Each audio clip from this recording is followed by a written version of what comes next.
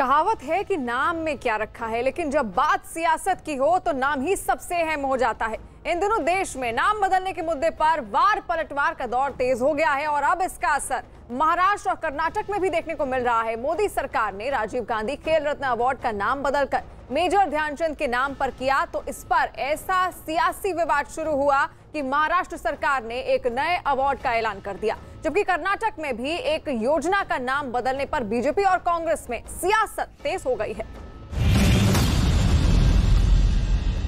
खेल जगत में नाम की सियासत का असर अब महाराष्ट्र में भी दिख रहा है। केंद्र सरकार ने राजीव गांधी खेल रत्न अवार्ड का नाम बदलने का जो फैसला किया था, उसके बाद महाराष्ट्र सरकार ने राजीव गांधी के नाम पर एक नए अवार्ड का ऐलान कर दिया। महाराष्ट्र सरकार ने फैसला किया कि वो राज्य में आईटी और टेक्नोलॉजी के क्षेत्र में बेहतर काम करने वालों को सम्मानित करेगी और उस अवार्ड का नाम राजीव गांधी के नाम पर रखा जाएगा। इसी आईटी सेक्टर ने रोजगार के बड़े साधन उपलब्ध कराए हैं।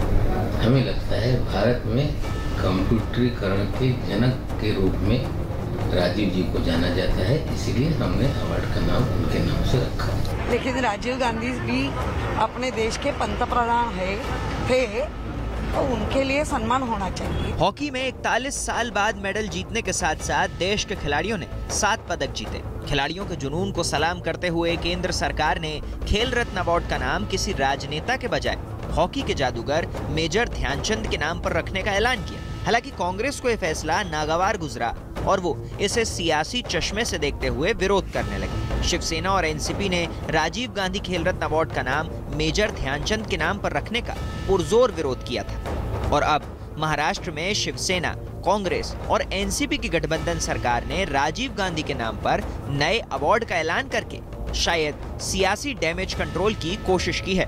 ध्यानचंद जी के नाम से नाम रखा भी गया है जो अवार्ड का, तो एक अवार्ड और शुरू कर देना चाहिए क्योंकि उनका भी बहुत बड़ा योगदान है हॉकी के फील्ड में। तो राजीव गांधी जी की भी जो बलिदान है उसको भूल नहीं सकते आप। ये सरकार को ही बैलेंस बनाकर चलना चाहिए। सवाल पुरस्कार को किसका नाम दिया जाता है यह नहीं है, सवाल शिवसेना दल की मंशा और टाइमिंग पर है। क्या ये उनकी सियासत नहीं है?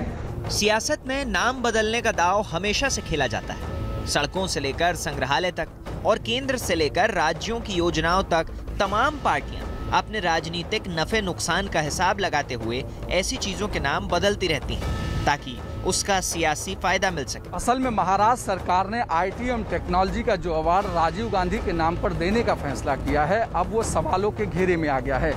आरोप लग रहे हैं कि राज्य सरकार ने आईटी एवं टेक्नोलॉजी का ये अवार्ड उस समय में अनाउंस किया है जब केंद्र सरकार ने खेल रत्न अवार्ड का नाम बदलने का फैसला किया। राज्य सरकार के इस फैसले को केंद्र सरकार के फैसले का जवाब माना जा रहा है।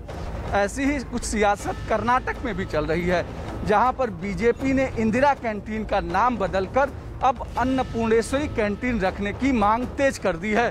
बीजेपी ने 2018 के चुनावी घोषणा पत्र में इंदिरा कैंटीन का नाम बदलने का वादा किया था। अब जब कर्नाटक में बीजेपी की सरकार है तो बीजेपी महासचिव सीटी रवि ने कर्नाटक के नए नवेले मुख्यमंत्री बसवराज बोम्मई से राज्य भर में चल रही इंदिरा कैंटीन का नाम बदलकर अन्नपूर्णेश्वरी कैंटीन रखने की मांग की है। इस मांग के उठते ही राज्य में कांग्रेस और बीजेपी आमने सामने आ गई हैं। ಬರಲ್ಲ ಅವರು ಯಾವ ಗ್ಯಾರಂಟಿ ಕಾಂಗ್ರೆಸ್ ಬರಲ್ಲ, ಸುಮ್ಮನೆ ಭ್ರಮೆಯಲ್ಲೇ ಓಡಾಡ್ತಾ ಇದ್ದಾರೆ ಅವರು ಅಷ್ಟೇ। ಅದರಿಂದ ಈಗಿರೋದು ಬಿಜೆಪಿ ಸರ್ಕಾರ ಬಿಜೆಪಿಯ ಏನು ಕೆಲಸ ಮಾಡಬೇಕು, ಜನರ ಪರವಾಗಿ ಏನು ಕೆಲಸ ಮಾಡಬೇಕು ಇದೆಲ್ಲನೂ ಕೂಡ ತೀರ್ಮಾನ ಮಾಡೋದು ಈ ಸರ್ಕಾರದ ಅಧಿಕಾರ। ನನ್ನ ವೈಯಕ್ತಿಕ ಅಭಿಪ್ರಾಯ ಈ ಥರದ ಯಾವುದೇ ವ್ಯಕ್ತಿಗಳ ಬಗ್ಗೆ ಈ ಥರದ ಈಗ ಶೌಚಾಲಯಕ್ಕೆ ನರೇಂದ್ರ ಮೋದಿ ಹೆಸರಿಡಬೇಕು, ಯಾಕಂದರೆ ಅವರೇ ಆ ಸುಲಭ ಶೌಚಾಲಯ ತಂದಿದ್ದು।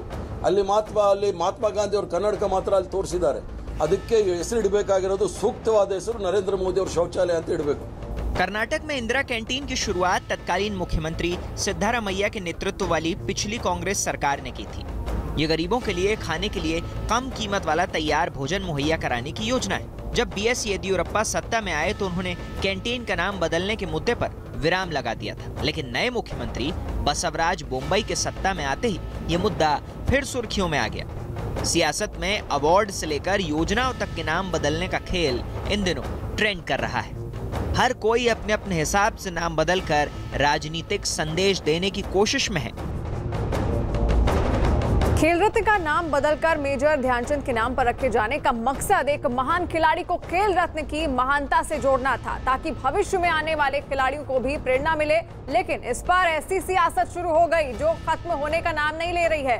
हालांकि ये पहला मौका नहीं है जब नाम बदलने का कदम उठाया गया है। इससे पहले भी कई राज्यों में शहरों से लेकर योजनाओं और इमारतों के नाम बदले गए, लेकिन हाल की सियासत में इसे सिर्फ सियासी फायदे से जोड़कर ही देखा जा रहा है।